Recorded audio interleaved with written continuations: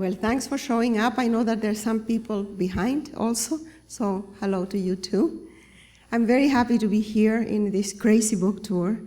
I'm doing like 14 cities in 20 days or something like that. And I'm a little sick, so there will be no hugging. Is there any Hispanics here? This should be in Spanish. Ok, para los latinos no les puedo dar besos porque estoy muy resfriada. ¿Ah? No. Okay. I'm going around the country presenting this new book, Maya's Notebook. And it's a very different book from all my other books. Because I've been writing historical novels for a long time. And this is a departure in the sense that it's very contemporary. Well, it was contemporary when I wrote it in 2010. But my usual translator, Margaret Peden, is 84. And this is the story of a 19-year-old girl from Berkeley. And so she said, I just can't get the voice. And she felt very tired. She had an aneurysm. So she decided that she was not going to continue working. So we found another translator, but that took some time, and then she took a year to translate. So now, this book is a historical novel too. But when I wrote it in 2010, the story happens in 2009. It was really contemporary. And why did I write about a 19-year-old girl from Berkeley so different from me? I mean, first of all, she looks Scandinavian. She has long legs. She's blonde. Because at the time, when I was writing the book, I was surrounded by teenagers. My 3 grandchildren were teenagers and all their friends. And I have my husband's granddaughter and the 2 children of my assistant who are like my grandchildren too. So all this testosterone and estrogen was floating in the atmosphere, and this craziness, because teenage years are crazy years. Everything has developed except the frontal lobe, so they can't think. And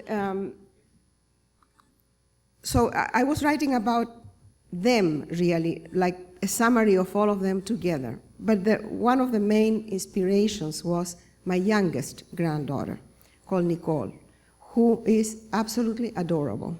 But at 15, she had the boyfriend from hell. She looked like Jennifer Lopez, and she had a brain of an 8-year-old. My son lost all his hair trying to protect her. I think he installed a GPS in her shoes or someplace so that he could follow her around because he was crazy. Now she's 18, she's studying in NYU, she's athletic, she's beautiful, she has a wonderful boyfriend, everything is fine. The frontal lobe developed. So that is the story of Maya. Maya is a girl who has been raised by her grandparents, and she adores her grandfather, also the grandmother. The grandfather is her step-grandfather, her grandmother's second husband, and he's this large, wonderful African-American astronomer from the university in Berkeley. And the wife, the Nini, the grandmother, is a mean, short Chilean woman. Whom do you think is the inspiration for that one? And so the grandmother is the one who will slap the kid around, but also she could give her life for her. I've been slapping my kids around all the time. It doesn't hurt them at all. I remember when Andrea was like 4, she would take out her seatbelt, and I slapped her. She said, I'm going to call 911. I slapped her again. That was it. Never again.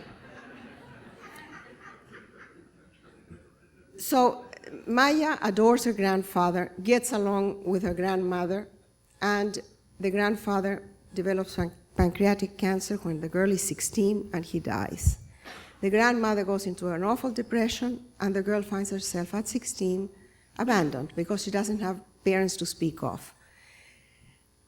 And then she starts getting in trouble, first with the wrong friends at school, then petty theft, some drugs, alcohol, more. She gets deeper and deeper in trouble. And when she becomes uncontrollable, she's sent to a special school and she runs away, and she ends up in Las Vegas, where she's recruited by a gang of criminals who are drug dealers and dealers of all kinds of stuff. And without even knowing, she becomes addicted and involved in a federal crime. She doesn't know what she's doing. Eventually, she's running away from everybody, she's hiding, she's homeless, and she's terribly sick. And the thugs are after her because they think she knows where some money has been hidden. And at that point, the grandmother finds her, and the grandmother sends her into hiding in a small island in the southern part of Chile. In the southern part of Chile, there's an archipelago called Chiloé, and it has many, many islands. A main big island and many small islands. Some of them are inhabited and some are not. And it's a wonderful, beautiful place with a lousy weather. According to Darwin, it's the worst weather in the world, but that's an exaggeration. It's very cold and stormy in winter, and the winter is long, but the summers and the springs are just phenomenal. And I know the place very well, so I wanted to find a place that would be a contrast to Las Vegas. Las Vegas is, I don't know if many of you must have been there. It's a very popular place, apparently. I hate it. And it's, first of all, it's a city, artificial city, born in the desert, and everything has to be brought. It's all glitter, entertainment, noise, gambling, money, prostitution, all kinds of vices, all the drugs in the world that you want to find, corrupt police, everything you find there. So I wanted something that would be a contrast to that, and a place where Maya could find silence. We live in the noise, especially the teenagers. That's what appalled me about my grandchildren. They're all the time connected to earphones, all the time connected to the phone. It's their lifeline. I mean, if the phone rings, they can be making love and they interrupt, because they have to know who is the new person in Facebook. Immediately, it can't wait. That has become an addiction. And so Maya, who is all the time in this entertainment thing and connected all the time, in the island, because she's hiding, she cannot use the internet, she cannot use email, she cannot use Facebook, nothing. She has the possibility, because the technology exists in Chiloé when there is a signal, but she can't use it.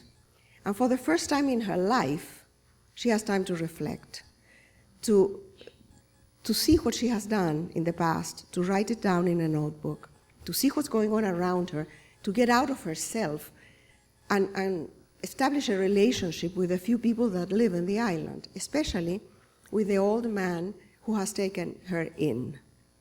She doesn't know why this man, who is a writer, a secluded, a hermit, why would he take her in? And that is part of the mystery of the book, and I'm not going to tell you why.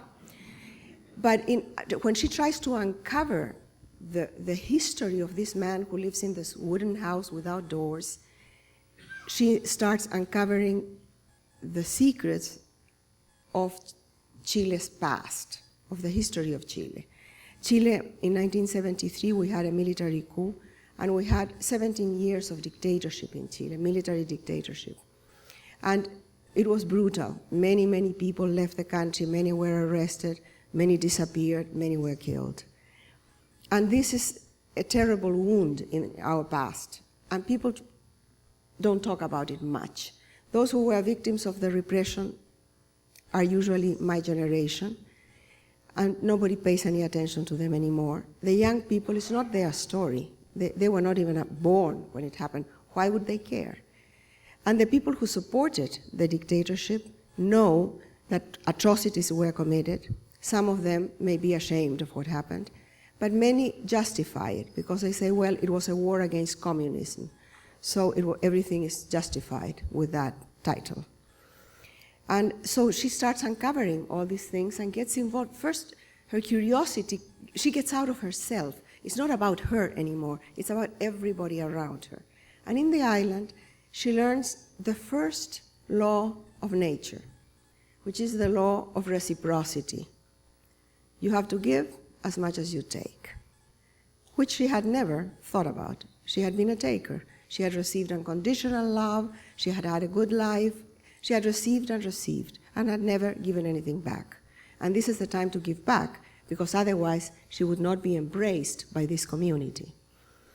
And so she starts to change, and in this year in the island, her frontal lobe develops, like in Nicole, and by the time the book finishes, she's 19, and she's another person.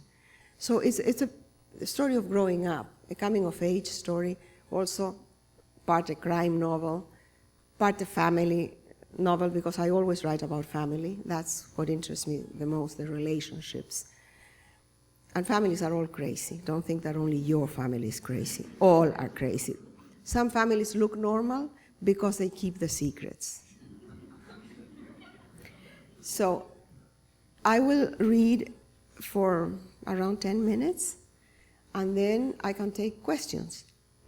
Because they are recording and because they want to hear in the back, behind this wall, we will pass around a microphone so that you talk to the microphone, okay? And please, the people who are in charge of the house, when we start the questions, turn on the light in the house so that I can see, okay? See the people. Here, Maya is still in Vegas. She's in the pit of hell. She's by now completely homeless, very sick, and she's addicted. She has been using all kinds of stuff. The same day of my encounter with Officer Arana, a couple of hours later, Joe Martin and Chino finally caught up with me. I didn't see the frightful black van, and I didn't sense the thugs approaching until they were right on top of me, because I'd spent the $10 Arana gave me on drugs, and I was high. They forced me into a vehicle while I screamed and kicked in desperation. Some people stopped, but no one interceded. Who was going to mess with two dangerous-looking bullies and a hysterical homeless girl? I tried to jump out of the van while it was moving, but Joe Martin paralyzed me with a punch in the neck. They took me back to the building I knew all too well, Brandon Lima's den of drug addicts and criminals. The rude things daubed on the wall, the garbage and broken glass had multiplied, and it smelled of excrement. They dragged me up to the apartment on the 3rd floor. Now you're going to sing, you slut, Joe Martin threatened me, an inch from my face, squeezing my breasts with his ape-like hands. You are going to tell us where Lehman hid the money, or I'll break every bone in your body, one at a time. At that instant, Chino's cell phone rang. He talked for a couple of seconds and then told Joe Martin that they had orders to get going. They were waiting for them. They gagged me with a rag in my mouth and adhesive tape, threw me down on one of the mattresses, tied my ankles together and my wrists with an electric cord, and then tied them to each other so that I was bent backwards. They left, after warning me again what they do to me when they got back. And I was left alone, unable to scream or move, the cord cutting into my ankles and wrists, my neck sore where they'd hit me, suffocating from the rag in my mouth, terrified at what was going to happen to me at the hands of those murderers, and because the effects of the alcohol and drugs were beginning to wear off. I tried not to vomit, though I was gagging and could feel it coming up my throat. I thought I would die of asphyxiation. How long was I on that mattress? It's impossible to know with certainty, but it felt to me like several days, although it could have been less than an hour. Very soon I began to tremble violently and to bite the rag, now soaked with saliva. With every shudder, the wire dug deeper into my skin. The fear and the pain kept me from thinking. I was running out of air, and I started to pray for Joe Martin and Chino to return so I could tell them everything I knew, take them to Beatty to see if they could shoot those locks off, and if they then shot me in the head, that would be at least preferable to being tortured to death like an animal. I didn't care about the damn money. Now, months later, in this little island of Chiloé, with the calm of distance. I understand that was their way of making me confess. They didn't have to break my bones. The torment of withdrawal was enough. Outside, the sun had set, no light filtering between the boards over the windows, and inside, the darkness was total. Meanwhile, I, sicker and sicker, kept praying the murderers would come back. But it wasn't Joe Martin or Chino who turned on the light and leaned over me. It was Freddie, my little friend, so skinny and demented that for a moment I didn't recognize him. "Shit, girl, fuck," he was mumbling as he tried to get the gag off my mouth with a trembling hand. He finally got the rag out, and I could take an immense breath and fill my lungs up with air, retching and coughing. Freddie, sweet Freddie. He couldn't get me untied. He only had one hand and was missing 2 fingers on the other one. He never recovered the use of it entirely after that beating.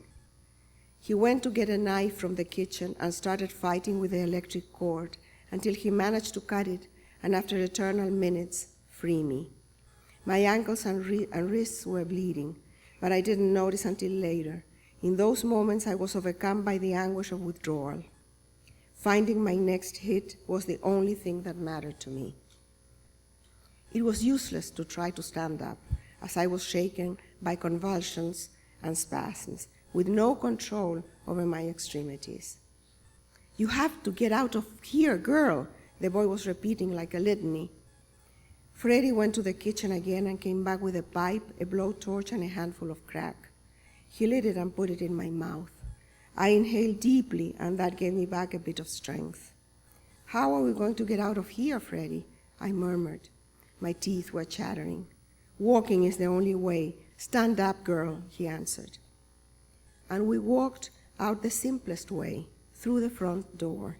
We slipped down the stairs in the darkness, glued to the wall, him holding me up by the waist, me leaning on his shoulders. He was so small, but his brave heart more than made up for his fragility. We walked a few blocks in the shadow of the houses, getting away from the building. Freddie tried to stop several taxis, but when they saw us, they didn't stop. We must have been a deplorable spectacle. He took me to a bus stop, and we got on the first one that came without noticing where it was going or paying any attention to the expressions of repugnance on the faces of the passengers or the driver's glances in the rearview mirror. I was disheveled, smelled of piss, had smears of blood on my arms and shoes. We got out at the last stop, where Freddie took me to a public washroom, and I cleaned myself the best I could, which wasn't much. And then we got on another bus, and then another, and we went around and around Las Vegas for hours to shake the thugs off. At last, Freddie took me to a black neighborhood where I had never been. The badly lit streets were empty at this time of night, lined with humble working-class houses, porches with wicker chairs, yards full of junk and old cars. After that terrible beating that Freddie had taken for going into a neighborhood he didn't belong in, it took a lot of courage to take me there. But he didn't seem worried, as if he'd walked down these streets many times. We arrived at a house no different from all the rest, and Freddie rang the bell several times, insistently. Finally, we heard a thundering voice. "Who's got the nerve to bother us so late?" The porch light came on, the door opened a few inches, and an eye inspected us. "Praise the Lord, is that you, Freddie?" It was Olympia Pettiford in a plush pink bathrobe, the nurse who had taken care of Freddie in the hospital when he got beaten up, the gentle giant, the Madonna of the defenseless, the splendid woman who ran her own church of the widows for Jesus. Olympia opened her door wide and hugged me in her African goddess's embrace. Poor girl, poor little girl. She carried me to the sofa of her living room and laid me down there with the tenderness of a mother with a newborn baby. Thank you.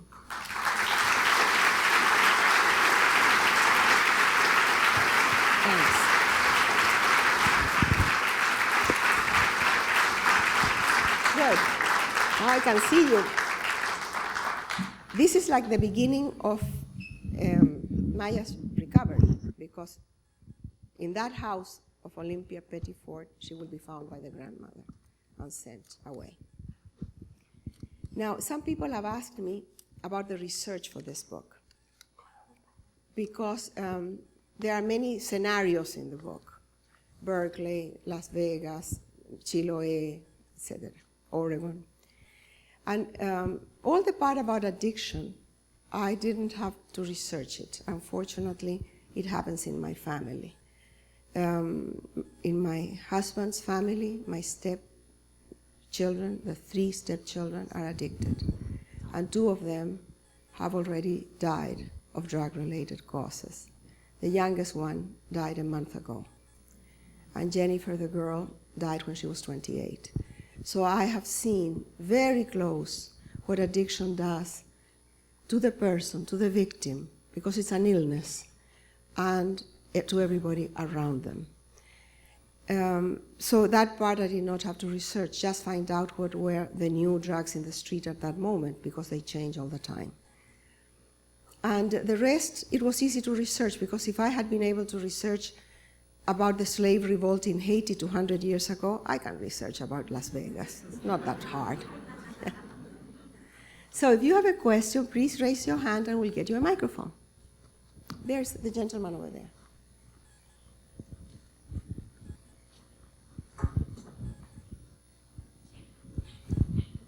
There you go. There's a myth that when you write, that there's a special date in January that you start books. Yeah. And I wondered if this is how you write, if it's changed over the years. No, it has not changed. And could you tell us about the myth? I started my first book on January 8th because I was living in Venezuela at the time, 1981. And my grandfather was dying in Chile. I was a political refugee. I could not go back. So I started a letter for my grandfather. That, of course, he died before he was able to read it. But I kept on writing, and that later became The House of the Spirits, my first book. And it was a successful book, because sometimes books are successful and nobody can tell you why or which book is going to be successful. But it happened to my book. And it was such a successful book that when I started my second book, I thought, just for Kabbalah, for luck, I'll start on January 8th. And then the third book, I have to start on January 8th because the second one had been successful too. So I kept on, and I have kept the date. And I'm sure that if I change the date, my book will be a flop. So I'm just very disciplined, and on January 7th, I have everything ready. And on January 8th, no matter what, I will be there writing. Not every year, because sometimes I have not finished the book the previous year. I have written 20 books in 30 years. So that's like a year and a half per book, more or less, which I think is a pretty good record. And if my writing has changed over the years, that was the other question. Well, of course I have changed. So if I have changed and the world has changed, the writing has changed, but the process has not.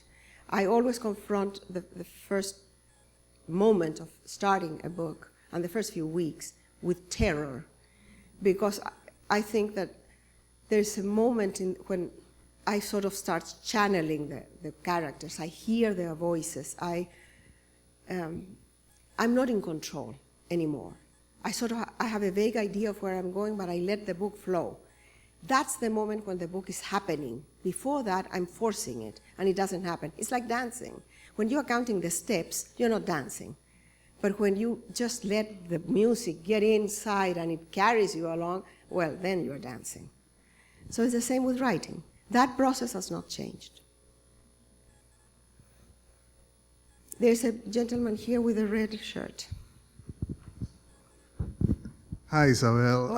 I'm from Panama, and we also had a dictatorship there. Mm-hmm. And I wonder if you think that it's important that keep telling the new generations about how these things affect a country. So, yeah. Because there's one way or another, you always talk about it in your books. For me, if of course, I will not write about the Chilean dictatorship in a book about slavery in Haiti, but if the book allows it, I make a reference. I think it's important to keep the memory of the past alive, not only because for a dictatorship, just anything. Jewish people have been very successful in keeping the Holocaust alive.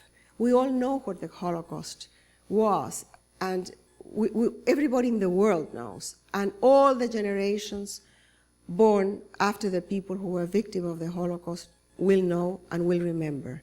And the world will try that, do their best so that it won't happen again. In Chile, we have put everything under the rug. We don't want to hear about it. But I was in Chile when it was the anniversary of 30 years of the dictatorship, and everything was in the news. There were documentaries and photographic exhibits, and there was all kinds of information. It was always in the news for a year. So there's no one in Chile who can deny that those things happened.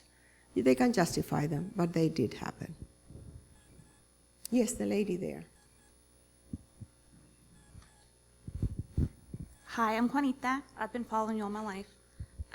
Okay, don't laugh at my question, but as a good Latina girl... Can you get the microphone? Oh, as a good Latina girl in her house, I always watched their novelas. And not so long ago, Doña Bárbara turned into una telenovela, Yeah. which is how I heard about it. Do you think you're going to try to put in your books and work with like Telemundo to make a novela? She's talking about the... She's talking about... I would love Los Cuentos de la Luna, at least one of them, to be una telenovela. Well, when I lived in Venezuela and in Chile, the telenovela, how do you call it, soap opera? The soap opera was more important than anybody's life. Your family could be in the most horrible distress, but what happened to the people in the telenovela was more important. If there was a wedding in the telenovela, we all celebrated, and we all ate cake, and it was just so important. I remember that the one telenovela that was wonderful. It was a woman a lame woman. She was limping. But she was, of course, beautiful with false eyelashes and whatever, but she was limping. And the guy was a butcher, very unusual, because in the telenovelas, first of all, nobody works. And then everybody looks like a model. So this is a very, very unusual one. And after 300 days or 300 nights, finally, there was a kiss. And of all the kisses I have received in 70 years, that is the most important kiss of all. The one that I saw in the telenovela. They kissed for, I think it was 1 minute and 30 seconds. People were counting, we were counting. And it lasted forever. And then it was repeated in the news that evening because everybody was so fascinated that finally they got together that it was repeated in the news. Then it was repeated again in the news the next day.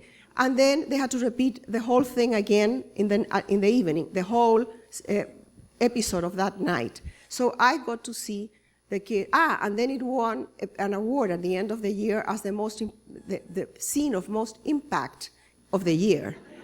So I saw it 5 times. It's the most important kiss of my life, of course. When often my books are, people approach me to make a movie or a musical or different things with my books.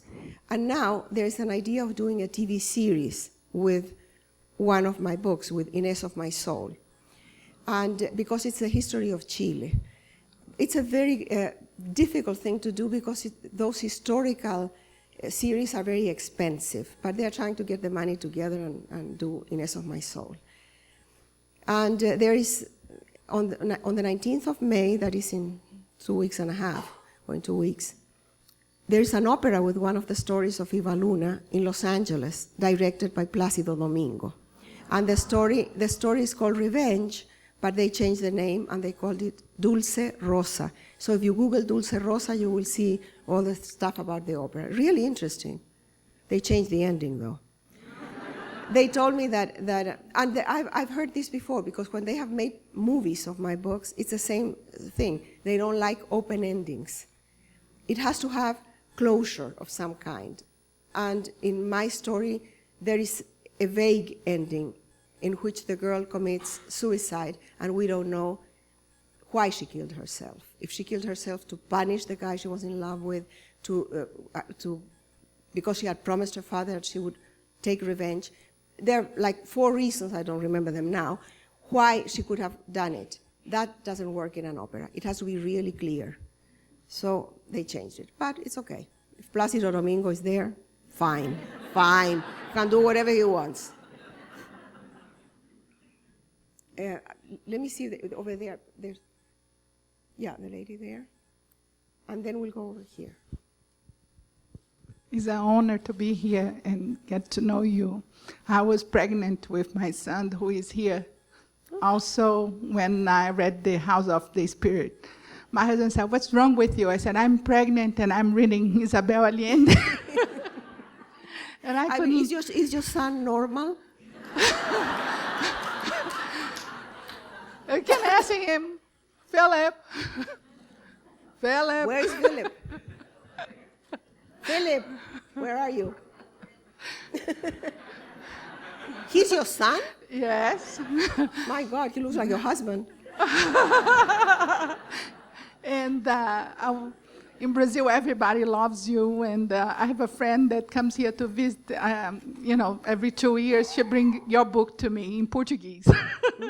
It's easier for me to read. And I would like to ask one question. You are such a strong woman with this stronger personality. Who is your role model, besides your mom, of course, as a woman? Model. You know, I can't give you the name of someone famous, but I have many, many role models. I have a foundation that works empowering women and girls. And you cannot imagine the people I get to meet. People who survive the most horrible circumstances, and they get back on their feet, and they go out there and become leaders in the community. Those are my heroes. People who have nothing and make something of their lives, who have been on the floor I don't know how many times, and every time they get back on their feet. So those are my heroes. And some people who dedicate their lives to helping other people for no reason at all except a great heart. And I will give you one example. A woman called Olga Murray that you probably have never heard of. She is a tiny 86-year-old lady with tennis shoes. When she was 60, she was a widow. She went to Nepal. She fell up in the mountains trekking and broke a leg. And the poor Sherpa had to carry her on his back all the way to the next village, where they sort of mended her a little bit. And while she was there, she realized that there was a festival going on, and people were putting on their best clothes and preparing food, and there were buses coming from the cities to the villages to buy girls, little girls, that their fathers sold into domestic servitude. So they would buy little girls that were 7, 8 years old, sometimes younger. And they would go in the buses, and in the cities, they would be sold to families who would have them as servants for 10, 15 years, until they probably got pregnant or ill or died. So when she saw that, and she realized that if she spent the few dollars she had trying to buy a girl, and that was the equivalent of, let's say, $50, she was not going to save the girl because the parents would sell her again to another agent because they didn't have money to support them. And so she came back to the United States, created a foundation somehow with her friends at the beginning, and now it's a very big foundation. And she went back to Nepal, and she has saved from domestic bondage 12,000 girls. Every year, Olga's girls, the day of the festival, go out in the streets, and they set up, they do plays, because most people can't read. So they do plays, they talk on the radio, they go on television, trying to save their sisters from the same fate. And it has been such an incredible campaign that the government got involved. And now it is forbidden. I mean, the practice has been forbidden. It still happens under the table, but the practice has been forbidden, and 12,000 girls have been saved. And that's the action of just one little woman.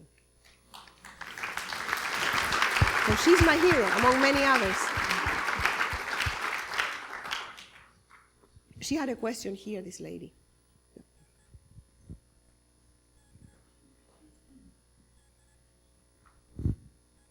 First, I just want to say it's such a huge pleasure to see you here. Thank you. You're one of my favorites, so it's an honor.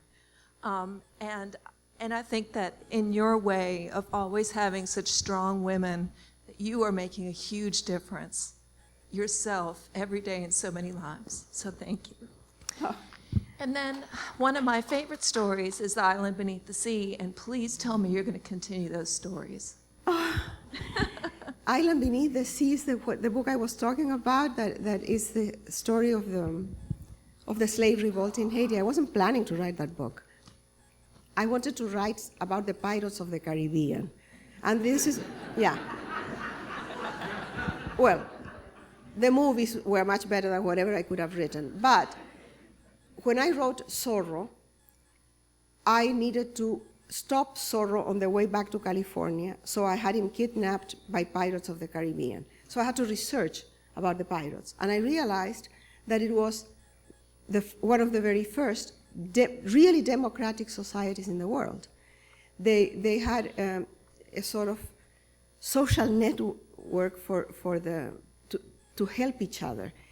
The captains were voted, were elected, and they had power only on the ship. On land, they were just equal to everybody else.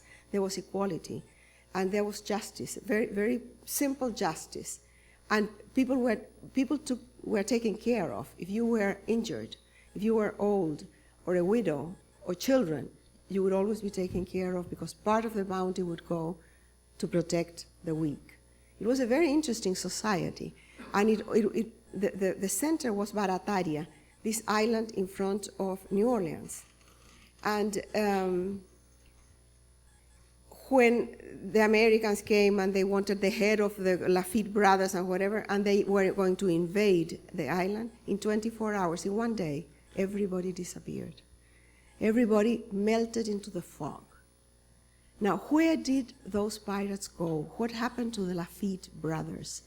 Where did they end up their lives? What happened to the treasures that supposedly they had, and the ships and everything else? They disappeared. If that's not magical realism, what is? So I thought, this is a wonderful book. But when I went to New Orleans to research for the book, to research more, I realized that the flavor of New Orleans, the French flavor, the cuisine, the voodoo, the music, came from 10,000 colonialists, French colonialists, that escaped from Haiti in 1 year, in 1800. And they escaped because of the revolt, and they were burning all the plantations, and they went to New Orleans, which was a town of 3,000 people. So it changed completely, dramatically. Many of those colonialists came with their domestic slaves. And so there was soon a class of empowered, free people of color in New Orleans that gave also a flavor, very special flavor to the city. So then I researched about the island and what had happened, because it was more interesting, the story from where those 10,000 refugees came, than the story of the pirates of the Caribbean. But it was a complicated story to research, because everything was changing in Europe at the time. It was after the French Revolution, everything was changing. And slavery had been abolished in France, but not in the colony. So it was a very unfair situation. And so that's how that book came to be. And I'm glad I wrote it, because when I published the book, I got contacted by abolitionist movements.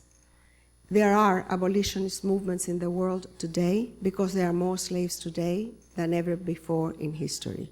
There are 27 million slaves that have been counted, and innumerable more that have not been counted. And they are usually, they're usually workers. Because we think of slavery as girls that are kidnapped into brothels in Cambodia. Well, that's a minimal part. Most of it is labor. People who live in slavery and work for nothing and are treated like slaves today. And human trafficking is a huge business, huge. Another question, a more happy question. Yes, the guy there with the tie. First, Miss Allende, it's a pleasure to see you tonight. I've been waiting for this for a few months, and I am also a great fan of yours. And I followed a lot of the themes of your books about the treatment of women and oppression, and even in Zorro, how there's the missions of California and Padre Mendoza. And I've also noticed how you've used a lot of historical figures in your books, like Three-Fingered Jack and and the Lafitte brothers. And in the missions, Padre Mendoza in Zorro was really a good guy, but in real life there was supposedly a lot of mistreatment among the natives, and like when Father Sarah founded the missions. And just what I was getting to is two things. Is, have you ever considered using Father Junipero Serra as one of your figures? And also is, what is your opinion on him too, as if he was really like Padre Mendoza, or if he was more into keeping them into the natives into slavery? Junipero Serra? Mm-hmm. Yeah, Junipero Serra was one of the many priests who founded the missions in California. And he has a bad reputation, the poor guy. I'm sure he had the best intention in the world. He was saving souls, but he will save souls with a whip. And I didn't want to put a character like that in the book. Padre Mendoza protects the Indians in his own way, because he also enslaves them, doesn't allow them to get out of the mission. So it's a very mixed thing, and we have to look at these things in the perspective of history. When we judge things with our modern eyes, everything looks awful. But if you, I think, what kind of person would I have been if I would be the wife of a plantation owner in Haiti in 1800? How would I think? Would I think like a modern person today that lives in San Francisco? No. So the environment, the circumstances, the time where we live also has a lot to do with it. So we can't judge Junipero Serra with the eyes of a modern person. There's a hand here and another one there. Okay, so let's begin here and then there. It's not the same person, is it? No. Yeah. We should have two microphones. Para mí es un gran honor verla, porque yo la escuchaba. I'm sorry, I don't know why I'm speaking Spanish. Yeah, try to say it in English so I don't have to translate. Okay. I'm very pleased to see you finally. I used to read some of your magazines in Chile back when you used to write in Paula, back in the That was in 60s? another life. Yes. Yeah. So I was pretty young back then. Thank you. And Thank you. and you were too. But I'm from Chile, and I've been reading all your books, and every time I pick one, I don't stop until I finish. And the one I identify with is Mi País Inventado, because something happened when immigrants come to this country. We get detached to our own, and then we finally don't identify with the one we left behind, and then our new country. And there's a lot of women, not just from the ones that come here from Chile, but from other countries. So what is the question? Well, the question is that, I'm sorry, I went off my mind, you know. I have a senior moment. My question is, when in life, how young were you when you realized that you were going to be a writer? How did you become a writer? Oh, I became a writer because it was not my first option, actually. I became a writer in Venezuela because I couldn't be a journalist. I had been a journalist in Chile, and when I left and I started living in Venezuela, I couldn't get a job. I did all sorts of odd jobs, ended up administering a school. And out of desperation, because I had all these stories inside, I ended up writing this letter for my grandfather that became a book. So I found my voice very late in my life when I was 40. And when the book was published, or when I finished the book, I thought it was a one deal, that it would never happen again. That it was like something that I had put in that book, everything I knew. My family, my country, my past, the military coup, my grandfather, the anecdotes of the family. I left nothing out, to the point that my editor at the time, Lee Gerner, said, "You have like 3 books here. Don't be so generous." So I thought, yeah, that's it. I'm never going to be able to write anything else. But when I sent the book to Spain to an agent after some time, when I discovered that literary agents exist, I sent her a book to this woman in Barcelona, Carmen Balcells. And she said, "I'll take your book. I will have it published. Don't worry about it. And it's a good book, but everybody can write a good first book because it's the story of their lives. The writer is proven in the second book." So immediately I started writing. Oh no, I waited until January 8th, of course. and I started writing the second book. But I didn't find my voice until late in my life. Over there. We just finished reading La Ciudad de las Bestias in our Spanish class, and I was wondering if you had any plans on writing any more literature that's specifically geared to the youth or younger generation. Well, I wrote that trilogy. La Ciudad de las Bestias, the City of Beasts, is the first of a trilogy. The second one is, I forgot, Kingdom of the Golden Dragon. And the other one is Forest of the Pygmies. And then I wrote Zorro, which could also be for young adults. And this book, Maya, is not meant for young adults because it's a very raw book. And many parents will object that their children would read this. But I think the kids will read it because it's about them and the things that can happen to them. They are exposed to so much stuff. And you are all kids here, you know that everything is available. So I think they will read it. Now, writing with an audience in mind, with the readership in mind, writing for young adults or for little kids, it's boring. Because you're limited. First of all, you're limited by certain rules that the editors have decided. For example, in a young adult book, you don't talk about sex. All the violence you want, that's fine. No sex. How can you write a book without sex? I mean, it would be, what are you going to write about? So I try to think of my readership as people who love to read, and they can be any age or any gender. Here's another question here. I will take 3 more questions.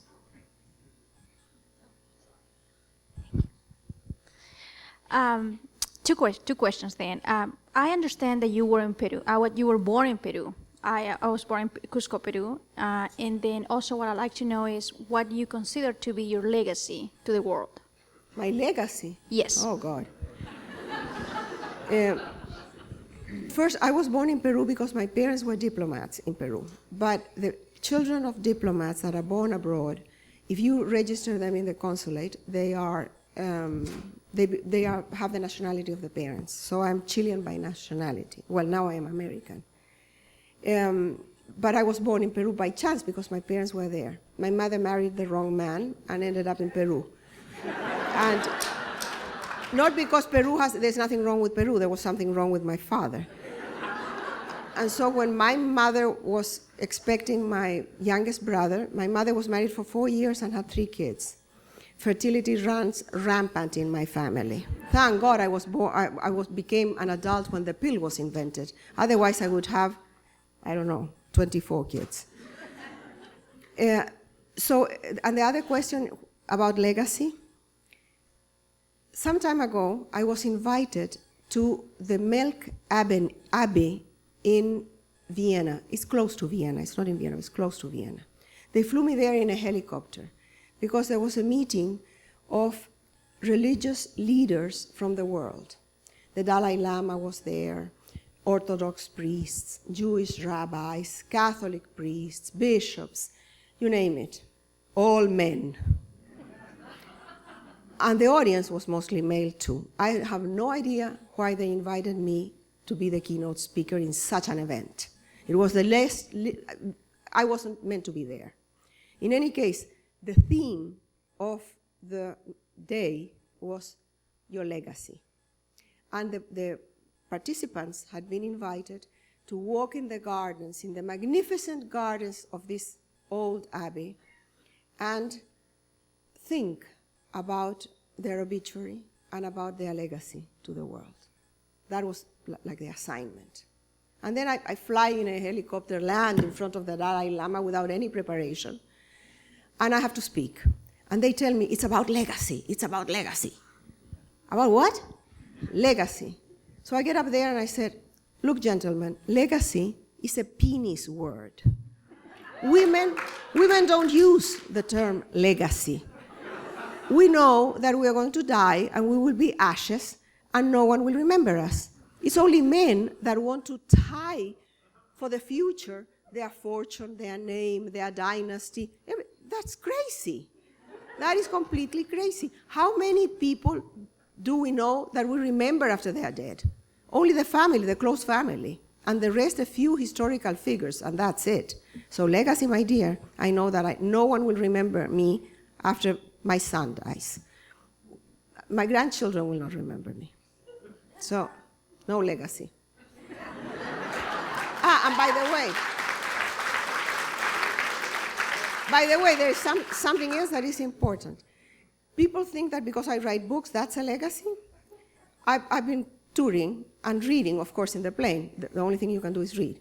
So I was reading a book called What We Talk About When We Talk About Anne Frank, a terrible title, by, what's the name of the guy, Laurie?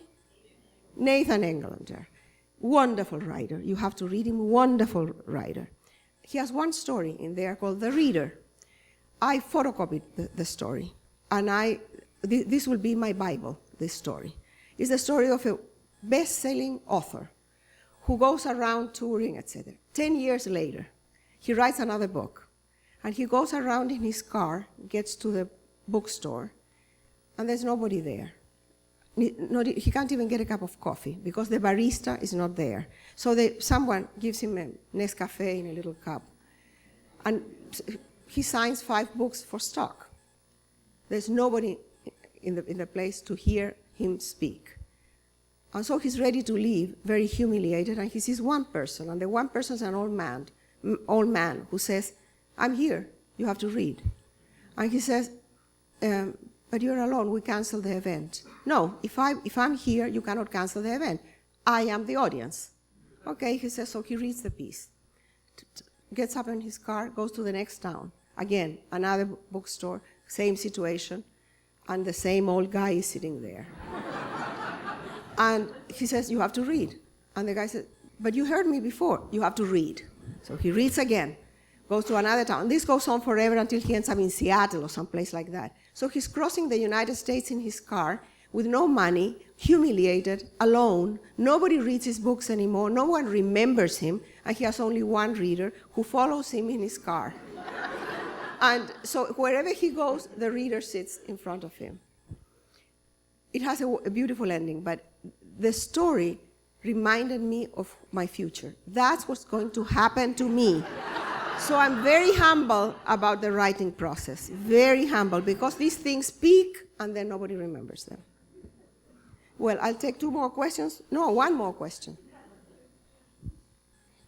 Yeah, over there. Make it good. It's actually a writing process question. I was wondering how much of your first draft ends up in your final draft and what your revision process is like. I could have answered that question before having a computer. But today with a computer, you keep correcting as you write. So how many drafts are there? I have no idea, but I'm sure that I write every paragraph more than 2 or 3 times. but I never have a first draft and a final draft.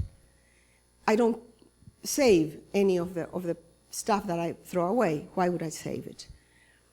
And the correcting process for me is when I print it, when the story is told to the very end, and I'm satisfied, more or less satisfied, then I print it, and I read it on paper. And on paper, it's different. It's another story. And then I know what the story is about, the parts that are repeated, the parts that shouldn't be there, the parts that need to be highlighted, paragraphs that are dull. I see it in the printed page. And if I have doubts, I read it aloud. And if I still have doubts, I take it out.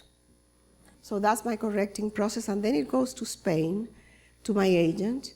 And I'm sure that nobody reads it over there, because nobody has ever made a comment. Ever. No one has said, I don't know, take this out or put something, nothing. The only time that I got a call years ago in Venezuela from a guy who was printing Iva Luna. He was printing the book, he was a printer, and at night, and he called me and he said, I read your book, and I'm sorry, but here you have a sentence, you try to make a joke here, and you ruin the page. That's the only time I have had some editing in my life. Well, except my mother, who never likes anything.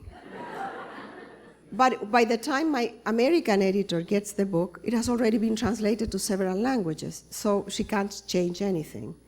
So it's a very lonely process, very lonely. Well, you've been a wonderful audience, and I have to stop because they are going to kick us out, and I will sign everything you've got. But remember, no personalizing. Los latinos, por favor, solo la firma, nada de dedicatorias para mi abuelita en el día de su cumpleaños, nada, okay? Thank you so much, so much. Thank you.